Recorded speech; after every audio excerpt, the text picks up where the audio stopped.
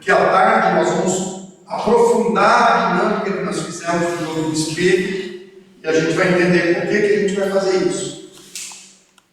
Então, tentando responder ou dando alguma resposta para aquilo que você levantou.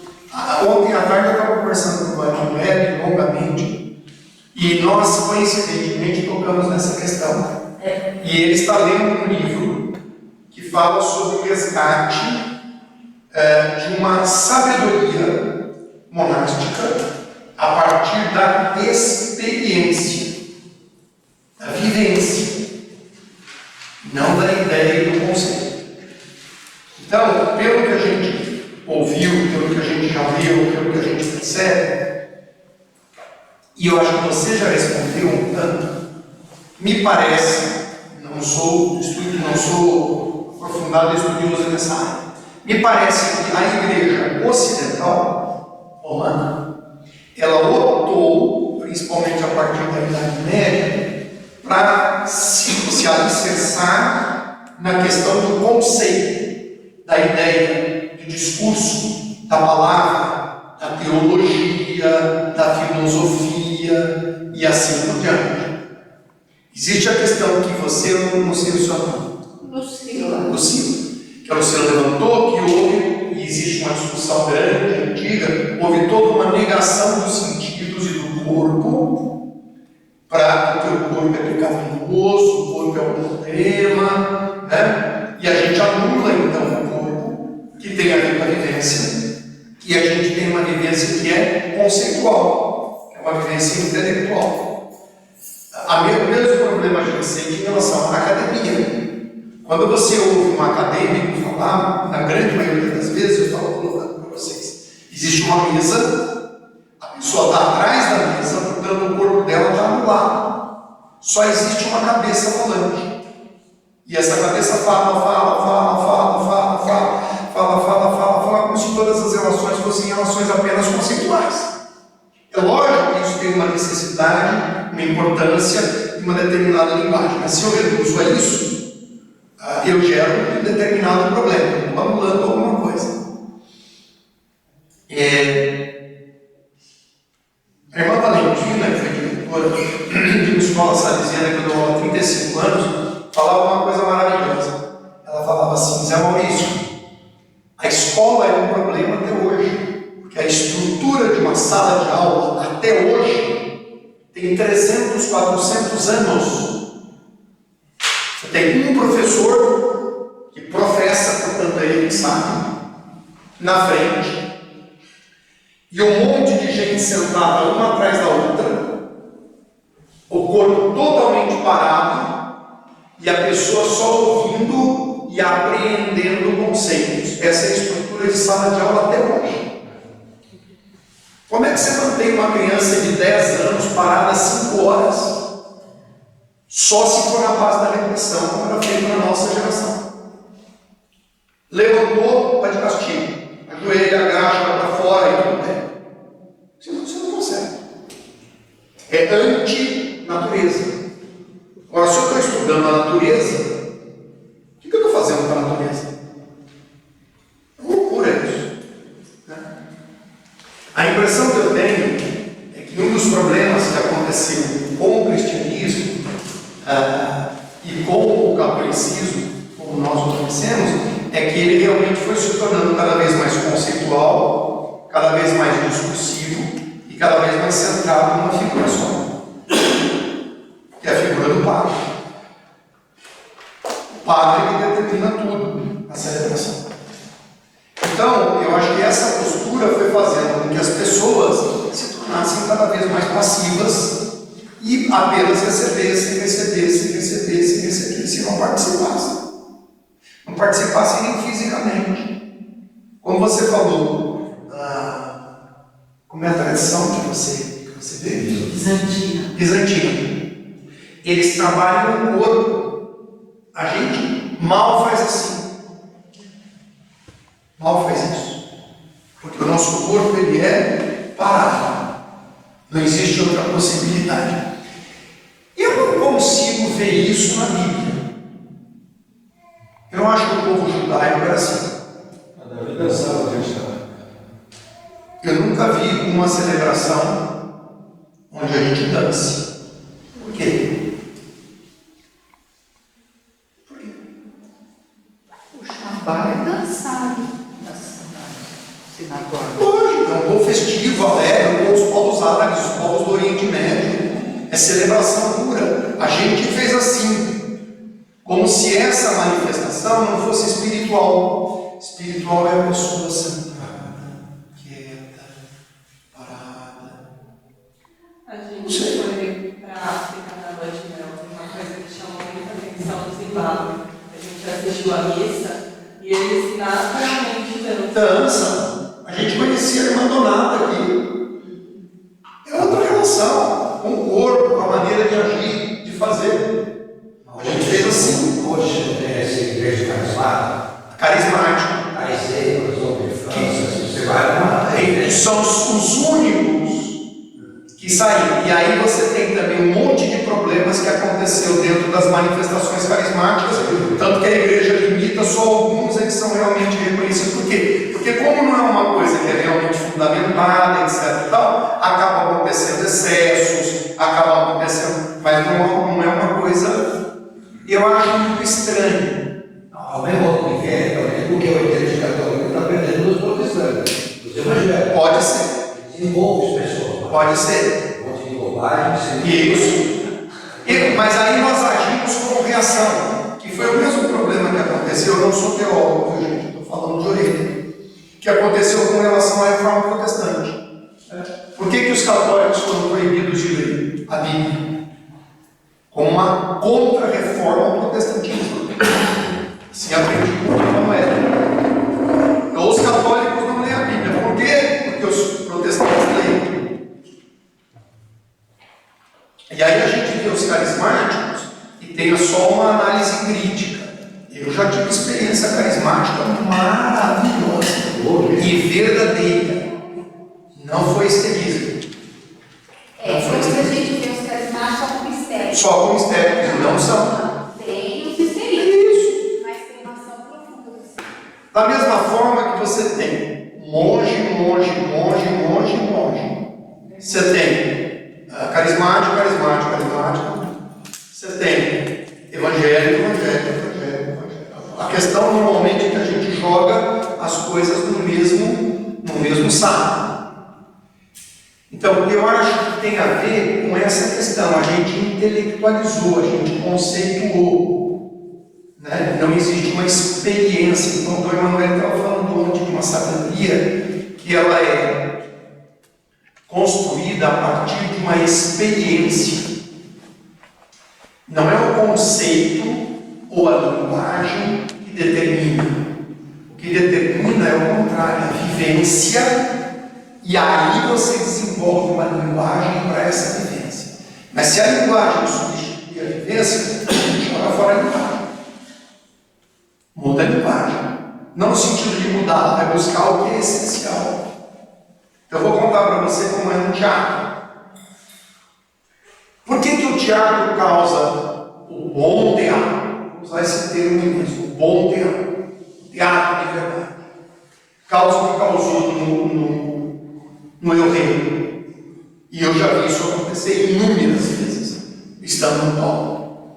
Porque o teatro, ele é vivenciado integralmente. O ator que está no palco vivencia aquilo com tudo que ele é. Por exemplo, todo o corpo do ator está envolvido. Todo o corpo. Todos os sentidos. Não é apenas o gesto, o ouvir do ator, o olhar do ator, a respiração do ator está profundamente envolvida naquilo que ele está fazendo. O entendimento é muito aprofundado.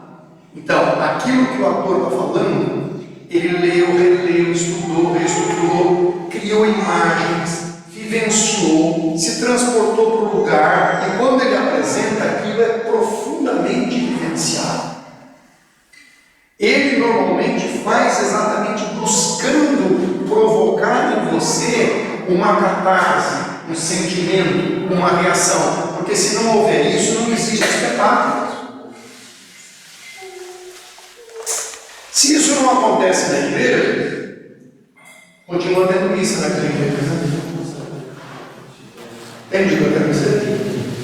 Mas se isso não acontece no espetáculo, não tem mais espetáculo, não vai mais comer. Peraí, você falou. Se isso acontece, não. Se isso acontece numa igreja, que o padre fala, e as pessoas estão ali por uma devoção, por uma tradição, a missa continua acontecendo, né? Mas se isso acontece no teatro, acaba o teatro. Pode. Por quê? Porque o teatro pressupõe essa relação.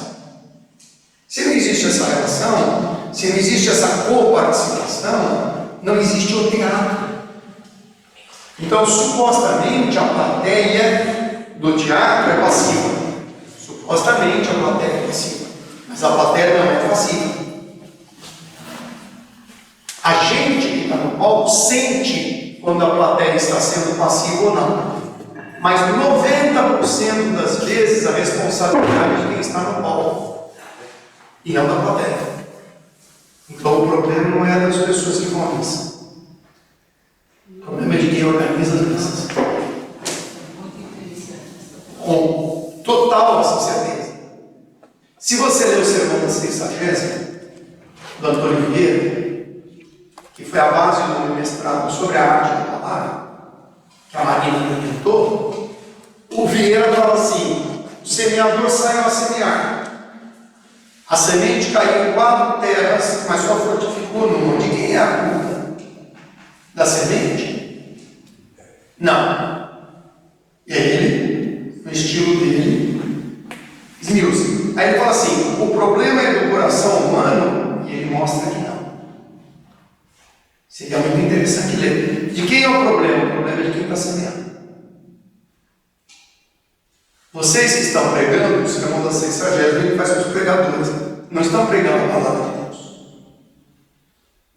Porque a parábola começa: semen est verbum Dei. A semente é a palavra de Deus. A palavra que vocês estão falando não é a palavra de Deus. E aí ele destrincha o porquê que aquela palavra não é a palavra de Deus. E essa é a questão. Então, não está na linguagem. Está em como você desenvolve o conteúdo, a força interior, a vivência, até que aquilo se transforme numa linguagem. O que eu quero dizer com isso? Eu vou montar um espetáculo. Eu vou fazer o Édipo Rei, como nós fizemos. Para nós montarmos o Édipo Rei da forma que nós montamos, nós demoramos 5 anos.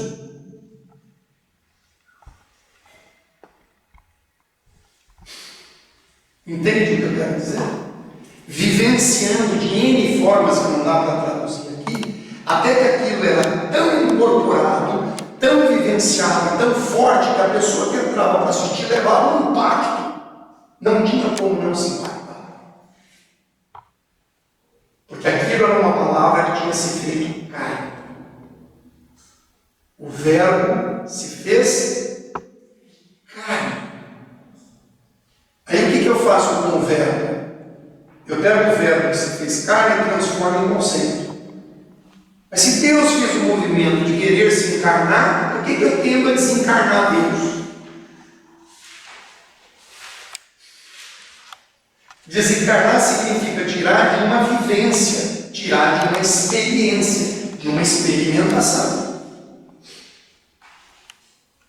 Muitas pessoas vão à igreja, vão à missa, não dá para falar quem, por uma questão exclusivamente devocional. Ou eu acho a devoção uma coisa maravilhosa, mas eu estou falando devocional aqui no sentido raso da palavra, superficial da palavra.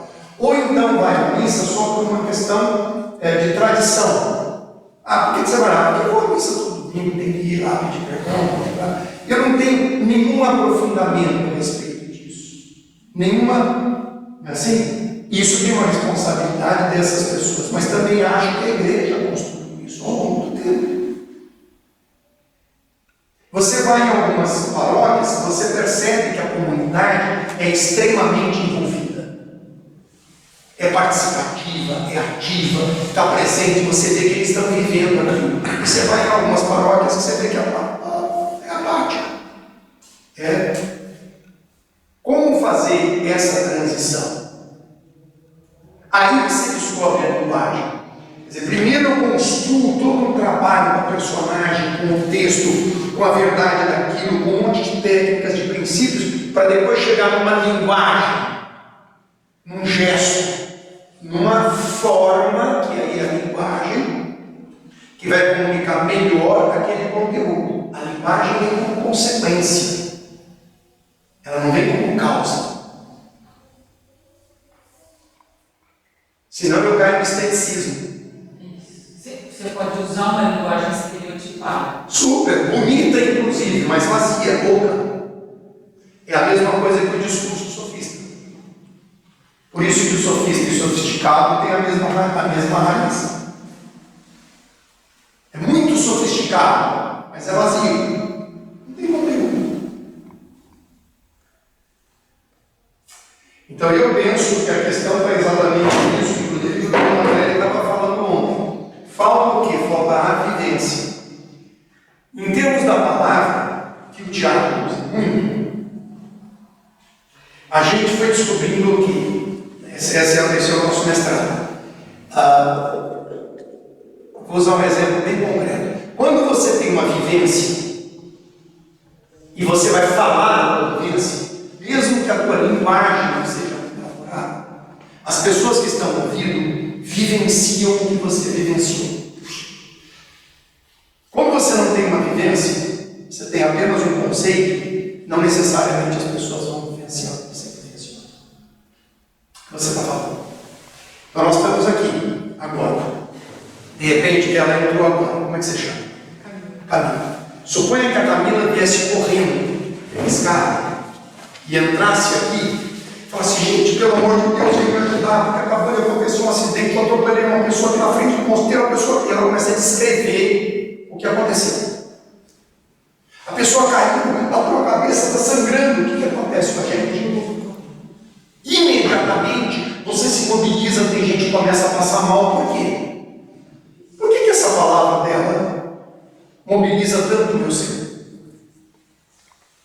Por quê? Porque ela conseguiu passar um fato. Porque ela está vivendo aquilo tão intensamente que é impossível eu não reagir a isso. Quanto mais um pregador, um falador, um ator, um celebrador tem essa vivência dentro dele, mais as pessoas que estão participando vivenciam juntos.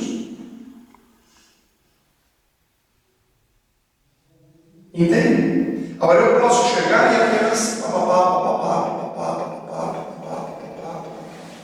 eu ouço muita crítica de pessoas da família. Pô, mas a gente vai na missa, a gente frequenta, mas o sermão daquele padre, nossa, pela linha do fundo, o cara apenas repete o que está escrito lá, não acrescenta nada, não fala nada. Ou então começa a falar de farra, vai para outro, por quê?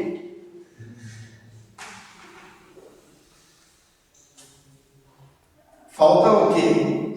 Profundidade, espiritualidade, outras metodologias, resgatar outras coisas, né? Agora, às vezes você ouve um padre que nem tem um discurso de padre, mas enfim, né? Qualquer pessoa que fala, nem tem um discurso tão elaborado, mas se ouve a pessoa, de repente você está dentro do que a pessoa está falando. Aquilo que ela está falando está eivada, está cheia de vida. Ele falava como quem tem autoridade, não é autoridade humana. A palavra autoridade aí não significa Jesus falava como quem tem autoridade. Não é? Ou aquele cara fala de biologia, ele tem autoridade nisso aí. Porque realmente está por dentro, está vivenciando, diferente do que os fariseus falam. É uma questão de encarnação, de vivência de vida, né? E eu acho que é por aí, penso que é por aí, fazendo uma ligação com o teatro. E aí é que existe um paradoxo, Porque aparentemente o teatro é só representação, como se a palavra representação, como o Eberto levantou, fosse uma coisa superficial. Pode ser que tenha um teatro assim, superficial, que não vá mais a fundo, que não tenha profundidade, etc. Mas quando a gente fala de um verdadeiro teatro, de um teatro realmente profundo, ele é um teatro que vai ter uma vivência muito grande, e aí o reapresenta. Isso é o sentido da palavra representar. Reapresentar. E aí algumas pessoas falam assim, mas como é que a Fernanda Montenegro consegue apresentar um espetáculo hoje, amanhã, depois de amanhã, por um mês, por 2 meses, por 5 meses, e quando eu vou assistir uma vez, 2 vezes, 5 vezes, ela se emociona sempre, ela me toca sempre. Como é que ela faz isso? Como é que ela faz isso? Existe uma coisa que é técnica, com certeza, tem uma dúvida. Só que é uma técnica tão incorporada que se torna o que o Stanislavski chama de uma segunda natureza.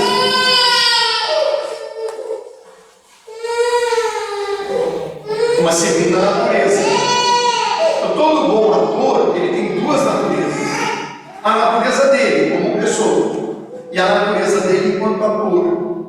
Mas é uma coisa que tem a ver com a natureza, com a vivência. Me lembro de uma peça da Fernanda Montenegro sozinha recitando poesia da Zélia Clara. Isso, é maravilhoso. Você não descobria que ela estava sozinha. É isso. Ela trazia o mundo inteiro ali. É exato. Agora,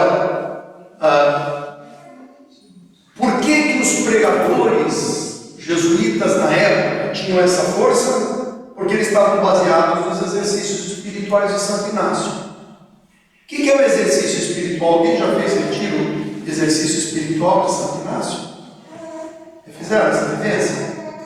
Tem uma coisa que o Santo Inácio descobriu em 1500, que é fazer o compositio loco, que é você se colocar no lugar da cena que você está lendo na Bíblia.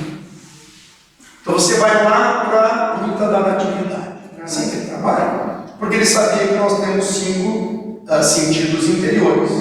Eu tenho o ouvido interior, o olho interior, o olfato interior, o tato interior e a degustação interior. Eu vivencio interiormente com a mesma intensidade que eu vivencio exteriormente.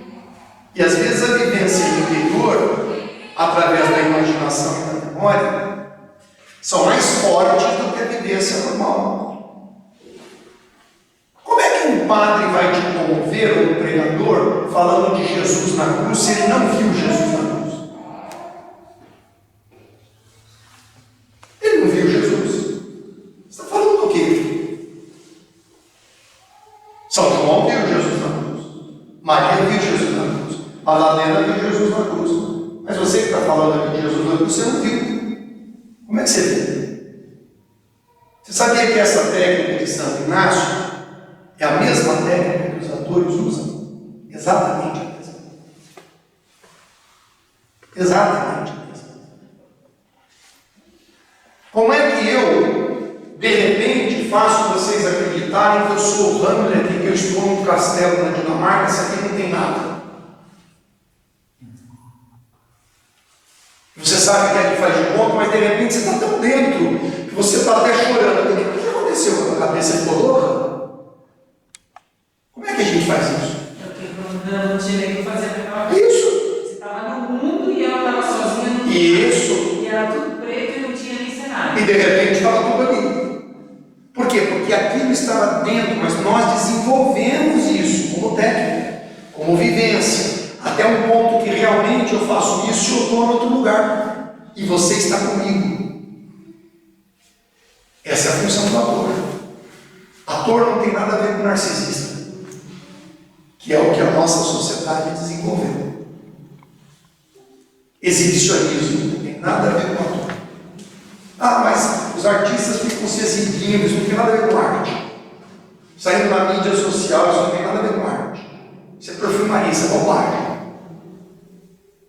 O ator é a figura que se transporta, que se transforma, que traz para a carne o verbo do autor e vivencia aquilo de uma tal forma que ele te convence. Você faz uma fazer os gregos, catarses. Você bota para fora a todos os teus demônios, as tuas tristezas, as tuas angústias, e aquilo purga você, limpa você. Essa é a função do bom falador, do bom pregador, do bom orador, do bom ator. Mas tem uma outra palavra. Nossa, eu estou impressionada, porque quando a gente canta os salmos, nos é dito, pela tradição, de fazer exatamente isso. É aquela palavra que te forma, e não você que forma. Isso. Então, Você incorpora. ela se torna carne. Então, o que um bom falador, um bom cantador, um bom pregador, um bom ator faz? Ele não fala com o ouvido. Ele fala com os olhos. Você não tem que ouvir o que eu estou falando, você tem que ver o que eu estou falando. Quando você vê o que eu estou falando, você se converte. Não tem jeito. Mas como é que eu vou fazer você ver? Só se eu estiver vendo. Se eu estiver vendo, você vê. Eu sou canal para você. Essa é a função do sacerdote, do religioso, da religiosa, do pregador, do bom ator. Essa é a função mesmo. Mas eu estou inteiro. Eu não estou por parte. Eu estou inteiro naquilo que eu estou fazendo. Né? Existem especificidades da liturgia e do teatro. Mas se a gente for estudar a história do teatro na Idade Média, que o teatro todo foi incorporado pela igreja e se tornou literalmente teatro religioso e sagrado, a liturgia e a teatralidade se misturaram totalmente. Eles faziam da liturgia teatralidade e da teatralidade liturgia. Começou dentro da igreja, passou para o quadro da igreja, passou para frente da igreja e depois ganhou a rua.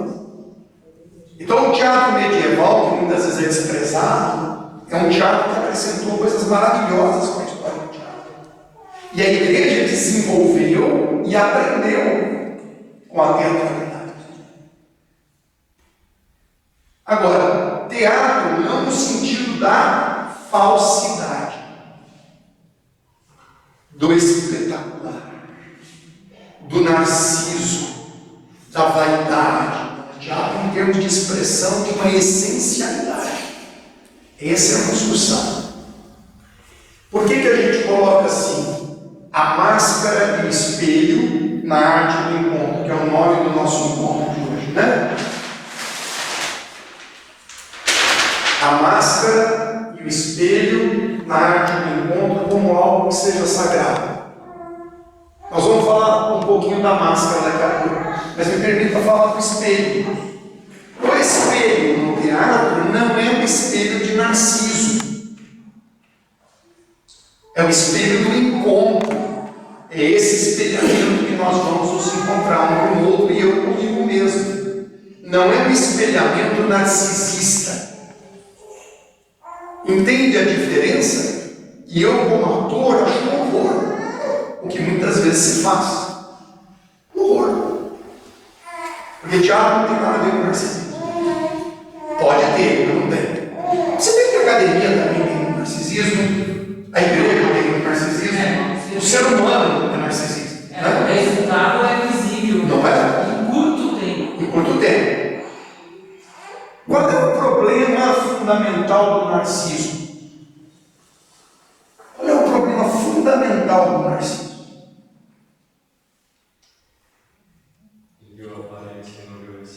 Ele viu a aparência e não viu a essência. Mais que isso. O egocentrismo, né? O egocentrismo. Egocentrismo significa o quê? Que eu não consigo ver O outro. outro. Não tem empatia. Não existe relação. É o desastre de conexão. Total. Não só artístico, mas humano. Portanto, artístico. Qual é que foi o grande problema do Narciso? Como ele não via o outro, ele via só a si mesmo, o que acabou acontecendo? Ele afundou na própria autoimagem. Que é isso que o narcisista faz. ele afunda, ele naufraga na imagem de si mesmo. A Eco, que era ninfa, se apaixonou por ele, mas ele se achava tão demais que ele desprezou a Eco. E a Eco ficou tão triste que entrou no fundo de uma caverna e virou pedra. Por isso, quando você fala com a pedra, ela responde, a tua palavra não consegue dialogar. A Eco foi resultado da não relação narcisista, que é o que o narcisista faz com o outro. O narcisista não enxerga o outro, um casal, que um dos dois seja narcisista. O outro não é enxergado. O que o outro fica falando? Falando sozinho, ouvindo a própria voz, a própria voz, a própria voz. Não tem relação. E o outro se afoga na própria imagem. Isso é a anti-relação. Esse é o problema de Narciso. Tem um quadro do Caravaggio, que é justamente Narciso. Olhando para É isso aí. E ele se apaixona por aquela figura. Mas sabe por que Narciso se apaixona por si mesmo? É incrível. Por que Narciso se apaixona por si mesmo? Ele era bonito? Pô, o Caravaggio. Sim, não, ele era lindo. Isso é indiscutível, ele era lindo. Mas por quê? Porque ele, na verdade, não se conhecia. Como ele não se conhecia, ele se apaixonou por aquela imagem. Que ele achou que era outro. E ele mergulhou e se afundou. Por que ele não se conhecia? Porque não era amado? Não. Nós falamos hoje no começo. Porque só existia uma possibilidade de me conhecer. Na relação com o outro. Só na relação com o outro que eu me conheço. Só na relação com o Walter que eu estabeleço quem eu sou. Se eu não tenho uma relação com o outro, eu nunca vou me conhecer. Eu afundo na minha própria imagem. O que a gente fala de uma pessoa narcisista? Pô, aquele cara não se enxerga. Não é isso? É exatamente isso que você fala do narcisista. E por que ele não se enxerga? Porque ele realmente não se enxerga. Ele acha que ele é o tal. Está todo mundo vendo que o cara é ridículo, mas ele acha que não, que ele não consegue se ver. Por que ele não consegue se ver? Porque ele não se espelha nos outros. Não tem relação, ele só consegue olhar para o próprio umbigo. Eu não consigo ver o meu rosto. Vocês já perceberam isso? A única parte do meu corpo, exceto uma partezinha das costas, que eu não consigo ver, é o meu próprio rosto.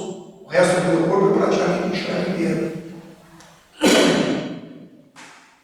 Eu preciso de um outro para ver o meu próprio rosto, para poder me enxergar. Entende isso? E isso é o que o Tiago nos ensina fundamentalmente. Fundamentalmente. Tanto no jogo da máscara, da prosopon, quanto no jogo do espelhamento. O Tiago é espelhamento constantemente. Então, entre eu e você, agora, entre eu e você, se eu quisesse ver o meu rosto, onde eu deveria estar? Entre eu e você, agora. Se eu quisesse agora ver o meu rosto, onde eu deveria estar? Em você. Especificamente onde? Nos teus olhos. Então, se eu quero me ver, eu tenho que estar nos teus olhos. Senão eu não me vejo. Eu só consigo me perceber se eu conseguir me colocar aqui, ó, e ver como você está vendo. Senão eu não consigo me ver. Isso é relação. A relação é quando eu consigo me colocar no lugar do outro. E o outro se coloca no meu lugar. E aí a gente tem um encontro. Quando acontece uma neurose? Quando eu não consigo trocar de lugar com outra pessoa. Um casal. O marido não consegue enxergar com o olho da mulher, a mulher não consegue enxergar com o olho do marido, portanto os dois não se veem. E aí é uma trava, não existe uma relação. Um pai e um filho, uma mãe e uma filha. Pô, meu pai quer que eu seja igual a ele, meu pai só quer que eu faça as coisas que nem ele, papapá. E o pai fala, esse moleque precisa aprender, porque no meu tempo era desse jeito, desse ou seja. E eu vejo do meu ponto de vista, o moleque vê do ponto de vista dele, os dois não se relacionam. Um enxerga o outro verdadeiramente, porque ninguém se coloca no lugar do outro. A fala vira outra coisa. Vira, eu vou enxergar com os teus olhos. Quando eu olho bem próximo dos teus olhos, eu me vejo dentro dos teus olhos. Vocês já tiveram essa experiência? Os olhos são um espelho. Esse é o trabalho do espelho e esse é o trabalho da máscara do teatro. Eu, como ator, já vivi inúmeras personagens. O que o teatro me ensinou? A me colocar no lugar do outro. Quando eu fiz o Dom Quixote, eu tive que sair de mim e mergulhar numa outra figura que não era eu. E eu, quando fiz isso, eu aprendi um monte de coisas a respeito de quem? Do Dom Quixote. A respeito de mim. Entende? Você se viu em Dom Quixote? Isso, eu me vi aqui e ele, Dom Quixote, me fazia me enxergar de uma outra forma. Lógico. Você dentro do Dom Quixote. Isso, eu via o Zé Maurício e percebia identidades e não identidades, concordâncias e não concordâncias. Quem é que mais te ensina muitas vezes? Não é teu filho? Falou, mãe, pelo amor de Deus, mãe, isso não, para, você não está percebendo? E não está percebendo mesmo. Precisa do filho falar para a mãe. O meu chega, aí não, dá o tempo. Lógico, porque são as pessoas que mais estão próximas. Eu me vejo nele, eu me vejo nela. Eu vi. Quando eu saio de mim e me coloco no lobo mal, lembra que eu falei que eu trabalho com medo? Quando eu saio de mim e me coloco na loucura do Quixote, eu vou trabalhar a minha loucura. Eu vou trabalhar o meu sonho. Eu vou trabalhar a minha inconformidade com o sistema, mas através desta personagem. Ele vai me ensinar. E assim eu aprendi com o Prometeu Acorrentado, com o Rio Paulo do Grande Sertão Veredas, com o Rédio Rei, com o Padre Anchieta, com um monte de personagens que eu pude representar. Então o que eu aprendi no teatro? Quanto mais máscaras eu vestia teatralmente, é um paradoxo, mas eu descobri o meu rosto. Até criança faz. Tu está falando muito para o Dom Emanuel, eu tenho que agradecer a Deus imensamente, porque o meu trabalho é brincar de fazer de conta. Eu brinco de fazer de conta até hoje. Como teu filho brinca. Por isso que é gostoso fazer teatro. Mesmo que seja uma tragédia. Então, esse jogo é o que o teatro me ensina. Como máscara e como espelho. O teatro é sempre essa relação. Eu e tu. Você já leu um livro do Martin Buber? Já. Chamado Eu e Tu? O Martin Buber é um grande filósofo judaico, né? No começo do século XX. E ele tem um livrinho desse tamanho. E ele matou a pau. Ele matou a pau. Acabou. Não tem mais o que conversar. Eu e tu. Ele fala, eu posso ter uma relação com o outro, não como tu, mas como isso. Como coisa. Eu te coisifico. Você vai servir a mim, aos meus interesses. Isso não é uma relação. Quando eu consigo enxergar o outro como tu, eu realmente estabeleço uma relação. Aqui está a mágica da existência. Aqui está o sentido da existência. Essa relação é fundamentalmente o que importa no teatro. Isso aqui é o que o teatro mais me ensina, é isso. Eu Sou o número 1. Dom Quixote é o número 2. Quem é o número 3? O número 3 é uma síntese que existiu da relação entre eu e o Quixote. Eu vou na direção do Quixote, o Quixote como personagem se empresta para mim, eu dou vida para o personagem do Quixote, o Quixote dá vida para mim enquanto ator. Essa relação de Quixote, Zé Maurício, Quixote, é o número 3 que foi gerado. Não sou mais eu que estou no palco. É o Quixote. Só que sou eu. Porque existe uma diferença muito grande entre diálogo e surto psicótico. Tem pessoas que falam, mas tem atores que vivem tanto o personagem que depois não conseguem voltar para si. Isso não é teatro. Isso é sério. Isso é surto psicótico. O cara do Batman. Por exemplo, que fez o Coringa. Quem? O cara do Batman, que fez o Coringa, é um ator que realmente pirou e tal, depois ele se matou. Isso é bem Hollywood, né? Então isso não é um trabalho, porque o teatro ele é estruturador, ele é estruturante. Se a gente pega os gregos, o teatro é para formar o humano, não para dissociar o humano. Então ele me estrutura. Então se eu vivi o Quixote como número 3, isso daqui é que é importante. Agora, se o meu ego, meu narciso, se apropria desta personagem para mostrar como eu sou bonito, sou galã da novela das 8, bacanana, tal, isso não é teatro. Isso não existe relação. Eu estou usando o personagem como isso. Entende isso que eu estou querendo dizer? E aí o Dom Quixote não aparece. Não aparece, aparece o pelo. Que é o que acontece com muitos atores famosos. Você vê sempre a pessoa, nunca você vê a personagem. E tem outros atores e atrizes que você vê a pessoa se transforma completamente, você não vê nem mais a pessoa. Nossa, se transforma completamente, está a serviço de. Agora você vê traços da pessoa, isso. Porque se ele for fazer o Don Quixote, é um outro Don Quixote, mesmo sendo a mesma fala. É a síntese dele. Só que de repente ela vai fazer a Dulcinea. Então, ela, como é que se chama? Isabela. Isabela faz uma síntese com a Dulcinea, Isabela, Dulcinea, aparece aqui um outro número 3.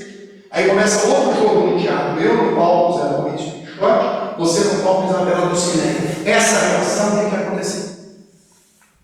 Se eu quiser me impor sobre você no palco, porque eu sou melhor ator, não tem teatro. É narcisismo. Mas se nós dois aqui jogamos, existe uma outra síntese. De novo é um número 10. A plateia fica assim. E aí vai haver uma síntese com cada olhar na plateia. Você vai fazer uma síntese, você vai fazer uma síntese que é o teu Quixote, a tua Dulcinea. Isso é maravilhoso. A plateia determina a performance do ator naquele dia? Depende da plateia, sim. Dependendo da plateia que a gente tem, aquilo faz assim com a gente. Dependendo da plateia que a gente tem, faz assim. Então, essa relação nunca é uma relação passiva. Ela sempre é uma relação, por mais parada que seja, que tem isso para vontade. É a chuva, gente, nós chegamos. Uma relação ativa.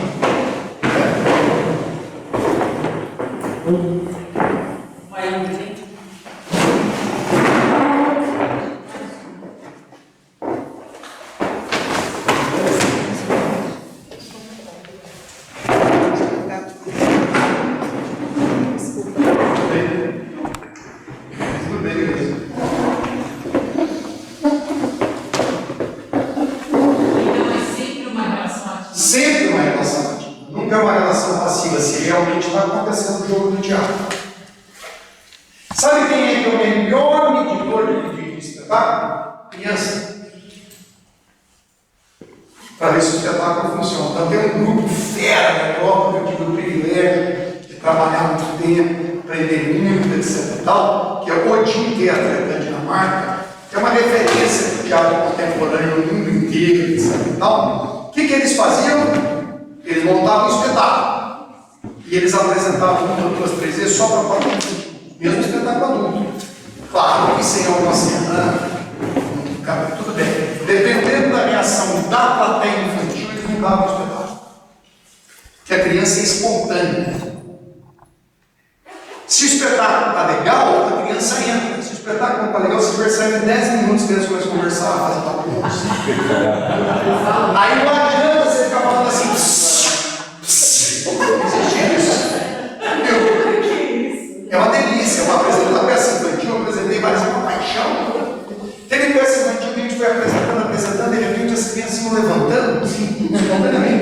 A plateia levantando assim, vinha para o palco, vinha para a beira do palco. Assim.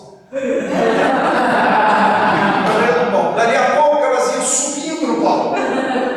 Tinha umas que subiam e ia ver se a árvore de papel era de verdade. Eu punha a mão assim, entendeu? Porque aí você falou, bom, ganhei um dia, acabou, não precisa de. Está acontecendo mágica. A mágica está acontecendo. Porque criança não tem a separação, ela entra. Ela não precisa de aquecimento, ela já está acessida. Você deu 2 minutos de mote, ela entrou. Mas se o espetáculo não é legal. Então a gente mede mesmo, a gente percebe com o tempo, com a maturidade, a gente sente. Mas isso tudo aqui é a relação. Portanto, essa relação eu e tu é a relação fundamental do teatro. Tá certo? Eu só me enxergo, eu só me vejo, eu só me realizo na relação com o outro. Não existe outra possibilidade de se realizar. Eu me vejo e faço você se ver como espelho na relação com o outro. Não existe outra possibilidade.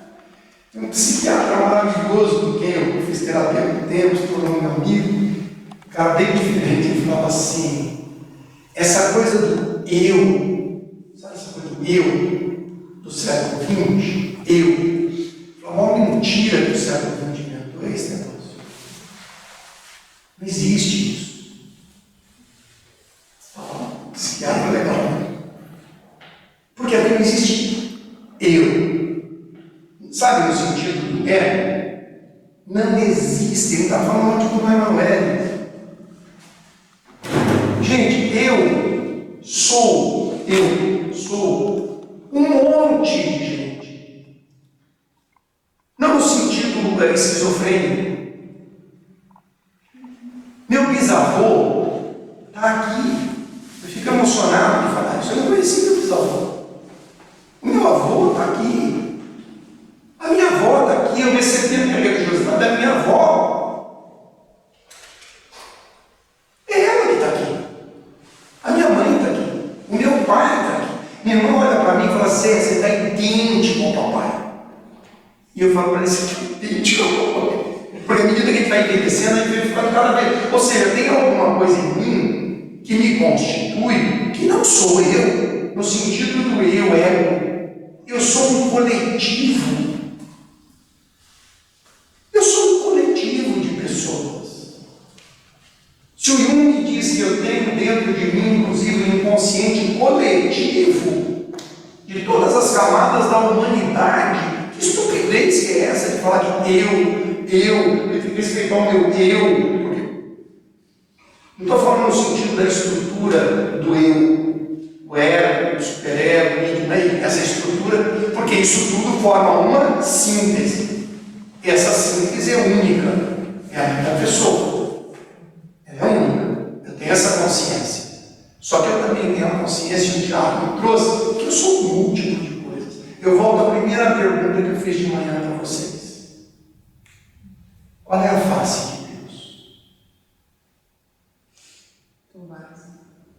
Bilhões. Ela muda. Ela é múltipla. Ela muda o tempo. E ela, sendo múltipla, ela é esta unidade divina. Deus não é um ser sozinho. Na nossa tradição, nós aprendemos isso. Nós cultuamos um Deus que é 3. O meu Deus é coletivo, o meu Deus não é individual. Tem uma palavra em grego que eu não sabia, quem me ensinou foi um menino aqui que quase todo monge, que eu coloquei até no espetáculo, eu fiz a dança dos santos e das flores, que é a palavra pericorese. O que é a pericorese? É a da Trindade. A Trindade dança, gente. A Trindade faz assim entre elas. A Trindade não é uma coisa parada, estática. É só você olhar o cosmos. É só você olhar todos os elementos micro e macro da natureza. Nada está parado. Nunca. Não existe o parado.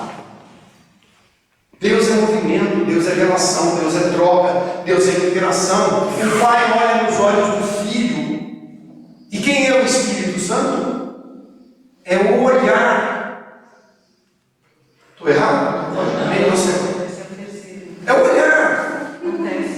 O São João fala, o Filho estava voltado para o Pai. Este voltado para o Pai é o Espírito Santo, é a comunhão.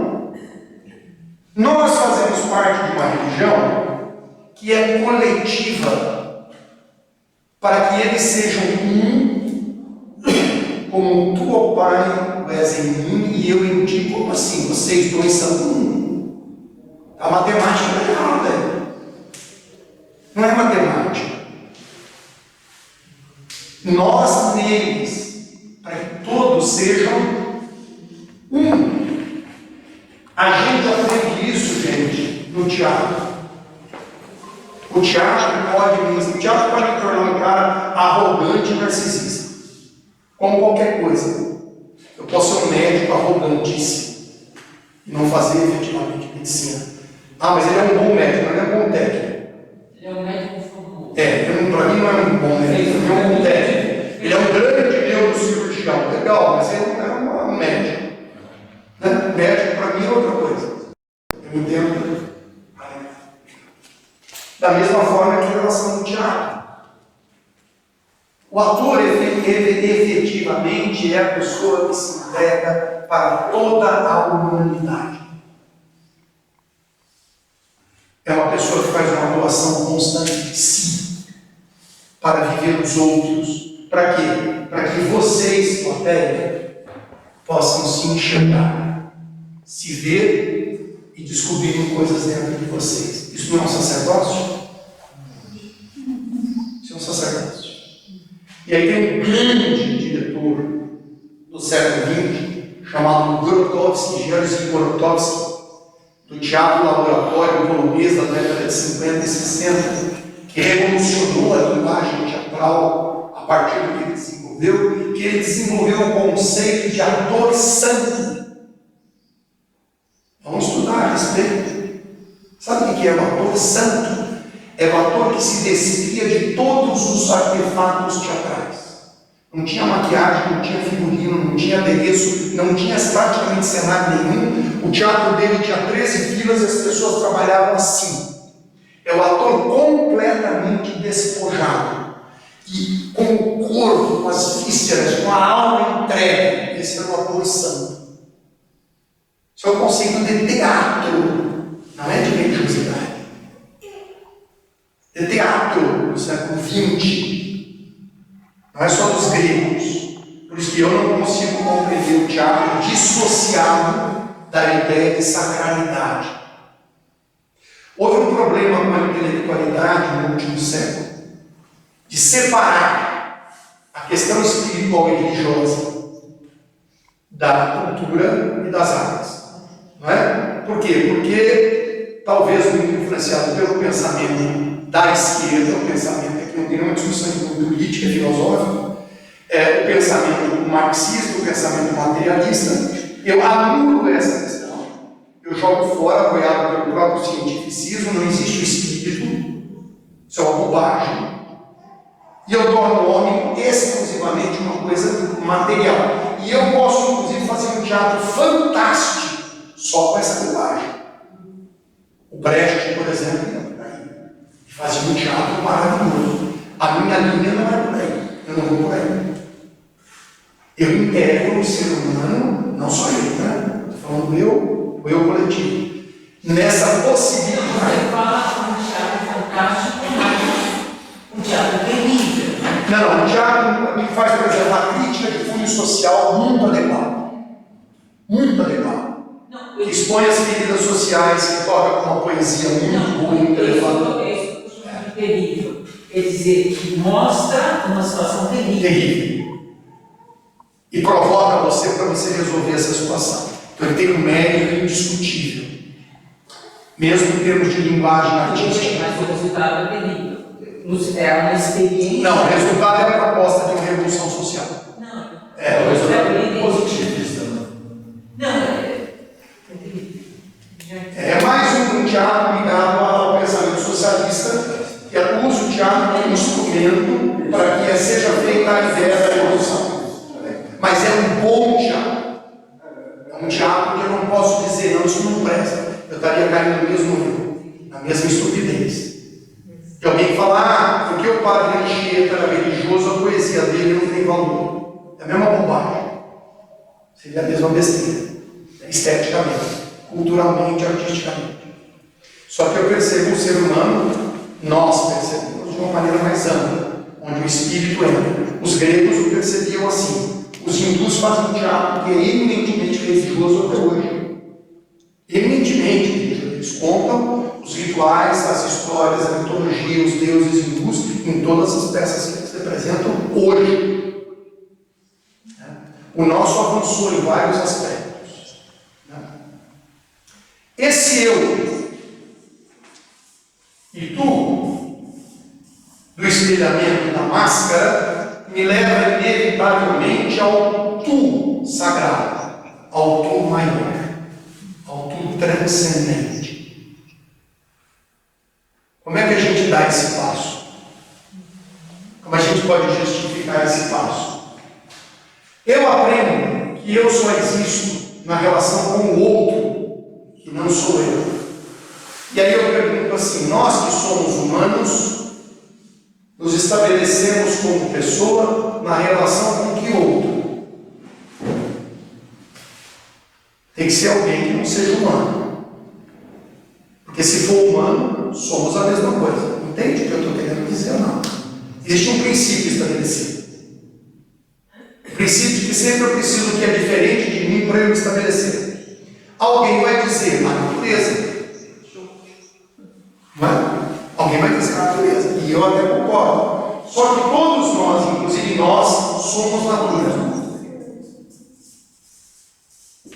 Tá certo? Então eu pergunto.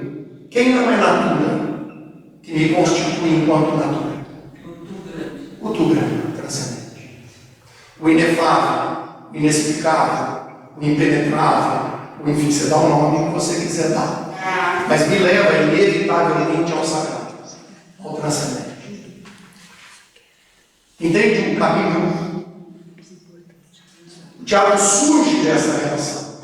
Mas eu vou fazendo, vou experimentando, vivenciando, e chega a um ponto que eu vou me abrindo. E se eu não me abro, a minha própria arte, ela embota. Ela começa a passar a ser apenas uma referência de si para si mesma. Ela precisa de algo que se abra, transcenda. E na história das artes, toda vez que a arte se junta com o sagrado, ela tem uma explosão absoluta. Ela ganha uma dimensão imensa na história da humanidade. Né? Santo Agostinho conseguiu perceber isso usando o termo prosopon, que é a persona e que chegou em pessoa. Até Santo Agostinho não existia a ideia, o conceito de pessoa, como nós entendemos. Existia um conceito de indivíduo, que era o representante de uma determinada espécie, ou de cidadão, que era a figura, a prosopon, a persona, a máscara, que eu tenho em relação ao Estado, à coletividade, à questão jurídica, pessoa jurídica, vocês já ouviram esse termo. Então, até Santo Agostinho não existia essa ideia de pessoa como nós entendemos.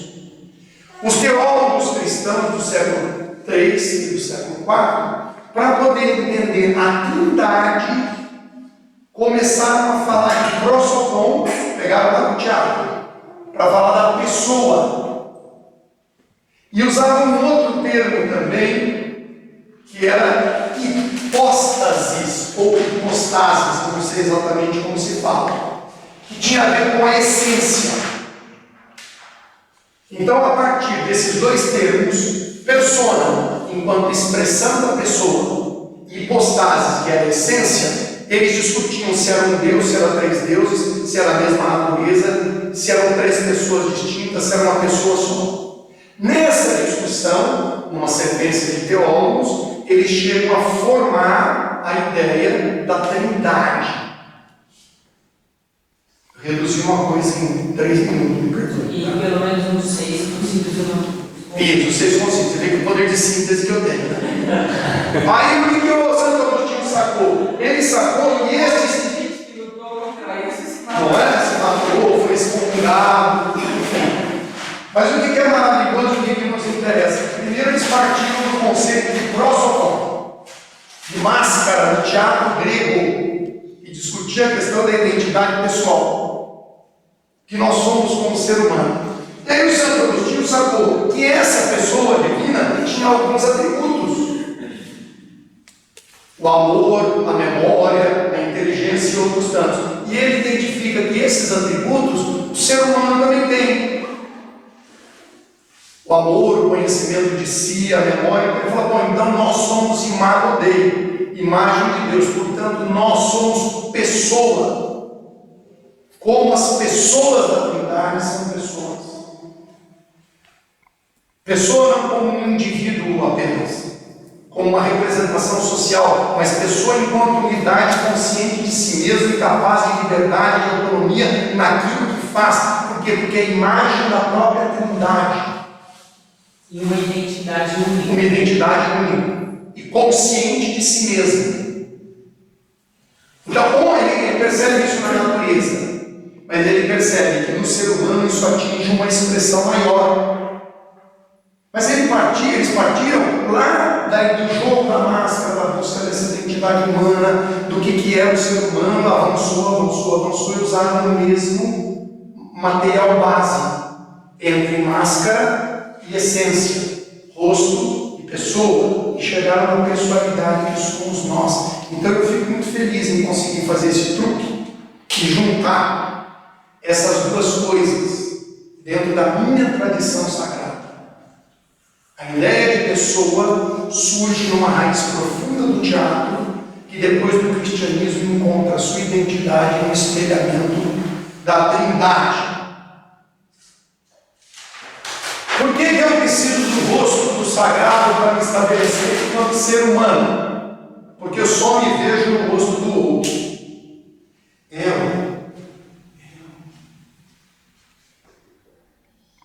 Nos primeiros meses de vida dela, não focava os olhos. Vocês sabem disso. O olho do bebê não foca. Mas eles descobriram que o olho do bebê foca a exatamente 15 centímetros do rosto. Por quê? Porque na hora que ela mama, a mãe, quando ela está mamando, ela olha para o rosto da mãe. O olhar da mãe constitui a identidade pessoal dela. É a primeira identidade que eu tenho, é o amamentar e o olhar. Ele não está só mamando, ela está mamando e se vendo no rosto da mãe. É lindo isso. Então ela, a pessoa enquanto potência, como dizia os filósofos gregos, mas não enquanto ato. Para que a potência humana dela se desenvolva enquanto ato, ela vai precisar de ter inúmeras relações. Aí essa potência vai se realizando, até que ela se torna plenamente ela. Que é a ela das relações que ela tem para viver. E que ela estabeleceu. O outro também é o outro por causa de mim. E para finalizar, esse empate, como é que eu imagino a cena do Gênesis? Deus criou o homem do pó da terra, soprou-lhe nas narinas o fôlego da vida, e o homem passou a ser o quê? alma vivente. O corpo, o espírito, o psíquico. Como é que isso aconteceu? Como? Não conceitualmente. Como eu sou teatral, eu não penso muito com conceito, eu penso com imagem. Então eu estava falando ontem com o Emanuel. O Senhor formou o homem do barro. Ele foi um escultor. Ele construiu o homem. O homem estava lá deitadão, sem vida. Aqui, mortal, no chão. De repente, o Senhor se debruçou sobre o rosto do homem e soprou. Dá licença. Nas narinas. Foi um beijo que Deus deu. O que o homem fez? Abriu o olho. Qual foi a primeira coisa que ele viu? Deus. Foi o primeiro rosto que ele viu. Falando em olhar, né? Por que eu busco a face de Deus? Porque a minha primeira imagem de mim, isso é o arquétipo do arquétipo, é o princípio do princípio em mim. Jesus, depois da ressurreição, para formar um novo homem, que se a paz esteja convosco, e soprou sobre eles o Espírito. Você acha que ele fez assim, ó? Vocês acham que foi assim? Eu não acho. Eu acho que ele foi de um por um e fez assim. Ô Tomé, ô Tiago, porque eles se olharam.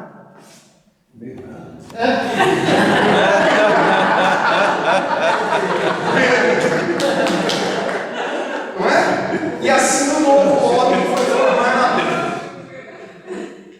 Como é que Madalena reconheceu Jesus?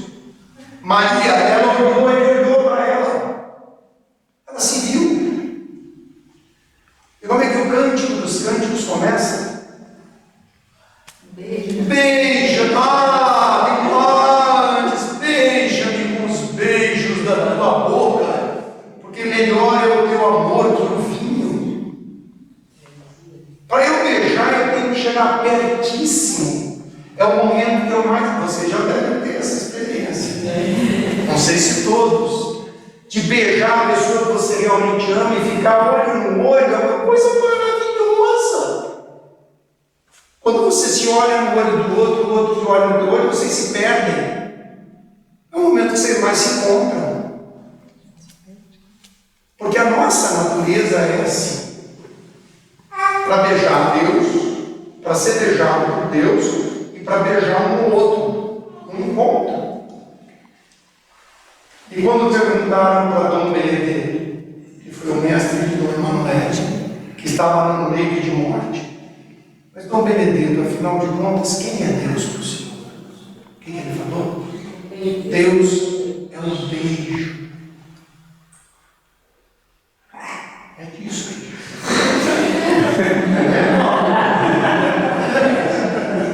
Às vezes uma roupa. Então, tudo isso para falar do encontro, do eu e tu, da máscara, do espelho, e de que aí existe a semente da sacralidade no teatro. À tarde eu praticamente não vou falar. Nós vamos vivenciar isso, que começamos com o jogo do espelho de manhã, e vamos aprofundar esse jogo à tarde, até numa coisa mais profunda que nos enxergarmos no olho do outro. Tá bom?